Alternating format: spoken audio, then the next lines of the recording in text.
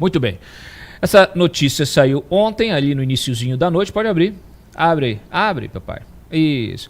A Audiência Nacional Parará da Espanha rejeitou a extradição do Oswaldo Eustáquio. Na decisão, disse que há uma evidente conexão e motivação política com o seu caso. Então, abre aspas, a Corte concorda em negar a extradição para a República Federativa do Brasil do nacional desse país, Oswaldo Eustáquio Filho, para seu julgamento pelos fatos que motivam a solicitação desse Estado, conforme registrado no histórico dos fatos.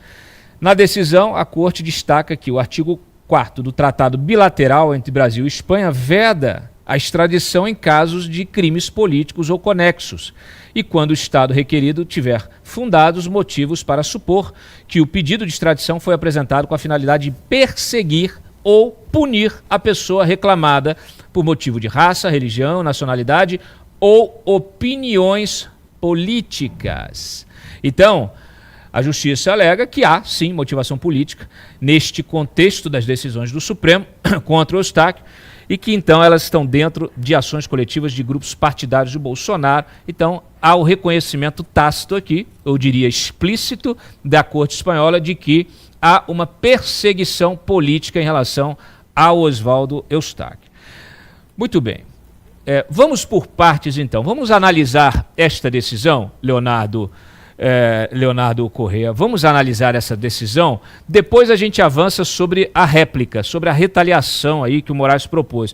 Mas, seguindo o Tratado de Extradição Bilateral que nós temos assinados com a Espanha, esse entendimento, me parece que a gente tem claro que é uma decisão correta e me parece também claro, se você concorda comigo, que a Justiça Espanhola é a primeira a reconhecer, né, em termos de judiciário, é a primeira, ou seria a segunda, né, considerando as decisões lá da Justiça, a última decisão da Justiça americana, mas ela uma alta corte na Espanha está reconhecendo pela primeira vez que há um ambiente de perseguição política no Brasil.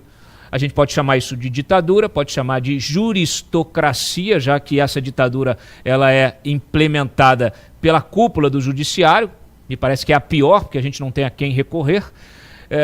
E o tratado tá certinho, né? O tratado está certinho. O texto do tratado foi aplicado pelo Tribunal Espanhol. O Tribunal Espanhol verificou, entendeu que diante dos fatos ali da situação haveria uma perseguição política. Salvo engano, eles até mencionaram a questão da liberdade de expressão. Não sei se nessa decisão especificamente ou anteriormente, mas eles já tinham mencionado isso. O ponto que você trouxe dos Estados Unidos, os Estados Unidos negou a extradição ao Alan dos Santos, né, porque entendeu que o que ele fez estaria angariado, protegido, melhor dizendo, pela primeira emenda. Então, o que a Justiça Espanhola fez aqui, nesse caso, foi cumprir o texto da lei. Exatamente isso. Simples assim. Aliás, eu acho que essa é a função dos juízes. Dizer o que a lei é e não o que ela deveria ser, o que eles acham que ela deveria ser. O juiz olhou o caso, leu o texto da lei e aplicou de uma forma bem simples, não é nada muito complexo. E ô, Júlio, entrou uma tela para mim aqui. Entrou a tela da matéria aqui no meu retorno. Eu estou vendo a tela da matéria, eu estou vendo aqui no meu retorno. É só olhar aqui que você vai ver. Aí, muito bem. Volta para mim agora. Vamos aqui olhar o seguinte. Olha aqui, ó. O que aconteceu? Imediatamente, o Moraes reagiu e suspendeu a extradição de um búlgaro e que não é primo da Dilma Rousseff. Coloca lá, link 3, por favor. Coloca aí o link 3. Link 3 com a decisão do Moraes. Coloca aí, abre a decisão. Muito bem. Vamos lá, vamos na decisão. Isso, abre aí, explode ela. Tá aqui, ó.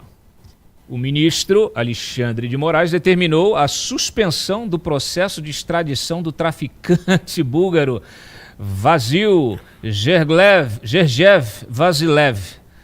O Vasilina, preso no Brasil. A decisão foi motivada pela recusa do governo espanhol extraditar o Oswaldo Eustáquio. Segundo Moraes, a negativa espanhola viola o princípio da reciprocidade, um dos requisitos estabelecidos no Tratado de Extradição entre Brasil e Espanha, em matéria, abre aspas aqui, em matéria extradicional, é pacífico, segundo Moraes, o entendimento do Supremo no sentido da exigibilidade da reciprocidade pelo país requerente, sendo que a ausência deste requisito obsta o próprio segmento do pedido. Moraes mandou Vasilev para prisão domiciliar e ainda determinou que o embaixador da Espanha no Brasil se manifeste oficialmente em 5 dias, prestando esclarecimentos. Determino que o governo da Espanha, por seu embaixador, preste informações em 5 dias, comprovando o requisito da reciprocidade, em especial do caso citado anteriormente e previsto no artigo 1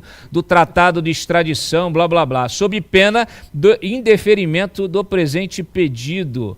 Bom, eu estou aqui prevendo que se a Espanha não responder, o ministro provavelmente vai mandar prender o embaixador e suspender as relações diplomáticas. Ô Leonardo, quero te ouvir novamente e na sequência o Ari, por favor.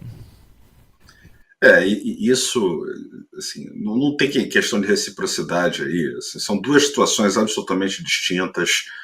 A corte espanhola aplicou a lei e o que o ministro Alexandre Moraes está fazendo é meramente fazer uma retaliação pessoal, não é algo protegido pela Constituição e pelo tratado. Né? A função do Poder Judiciário é julgar a lei, aplicar a lei, não é a função dele retaliar um país se ele não fornece um suposto criminoso brasileiro de volta. Isso não faz o menor sentido. Aliás, eu acho essa questão da retaliação me lembrou um ponto que eu acho que talvez seja interessante para esclarecer a reciprocidade, desculpem, esclarecer um pouco melhor isso para as pessoas. Nos Estados Unidos, todos sabem que existe um procedimento chamado discovery. O discovery obriga as partes a fornecer os documentos. É bem diferente do sistema brasileiro. Né? A gente até tentou aqui no novo Código de Processo Civil adotar a mesma prática, mas não foi em frente. Acontecia no passado um fenômeno em arbitragens internacionais em que as partes estrangeiras usavam as cortes americanas para exigir discovery contra as contrapartes. Né? Então, o americano acabava exposto ao discovery, tendo que apresentar todos os documentos, enquanto que a parte estrangeira na arbitragem não tinha essa mesma obrigação. A Suprema Corte americana, diante desse cenário, falou o seguinte: olha, não tem reciprocidade aí. Né? O cidadão, a empresa americana, dentro de um litígio desse, não tem as mesmas proteções do estrangeiro, e o estrangeiro está usando a jurisdição americana em seu benefício próprio. Então, diante disso, eles suspenderam os procedimentos de discovery nas arbitragens.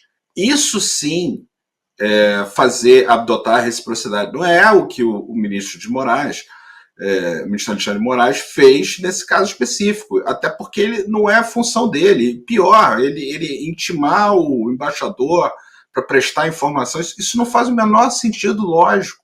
Não é função do judiciário isso. Aliás, o Brasil está sofrendo do mal, não só da falta de respeito à separação de poderes, mas uma confusão profunda entre os poderes. Né? Fica parecendo que o Supremo agora não só virou julgador, legislador, ele virou também executivo, então ele também vai tratar das relações internacionais do país. Será que isso é um dos capítulos da obra A Recivilização do nosso país? Ari Alcântara, olha, nós temos todos aqui nossos articulistas, nossos comentaristas, são todos muito qualificados. Só que o Ari, para além da qualificação, ele tem a experiência de vida. E eu acho isso fundamental. O Ari tem a idade do meu pai.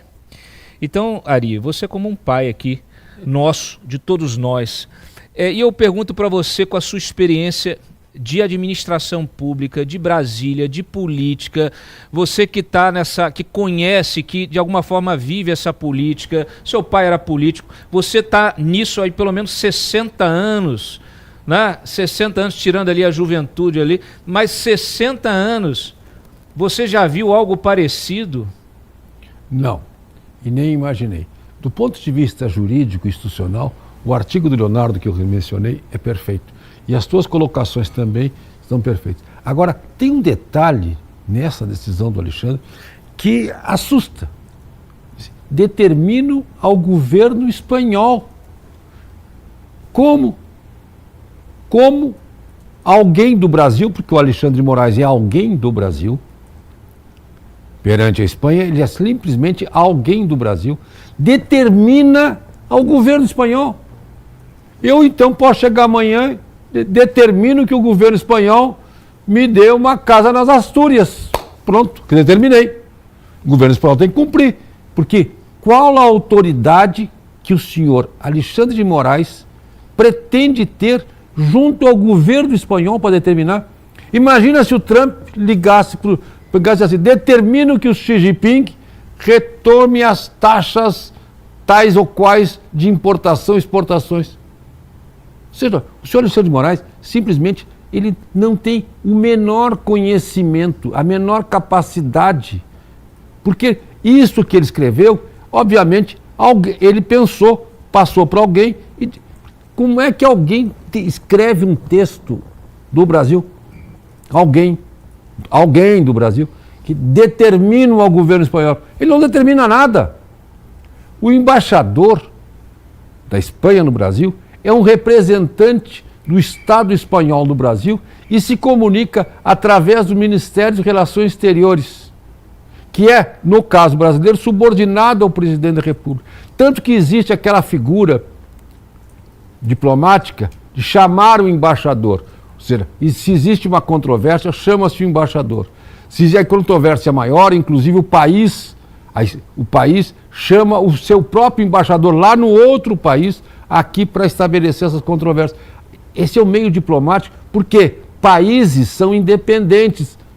Países são independentes. O Brasil não tem nenhuma atribuição junto à Espanha. Então é ridículo. E qual é a extensão desse ridículo? A extensão desse ridículo é que leva o Brasil ao ridículo. Hoje, as empresas espanholas que têm interesse no Brasil estão lendo isso e dizem assim, puxa vida, eu vou continuar operando nesse país? Qual é a situação constrangedora a que vão nos expor de repente? Isso influencia tudo. É ridículo. É uma posição ridícula. No mínimo, é falta de conhecimento, para não dizer o resto.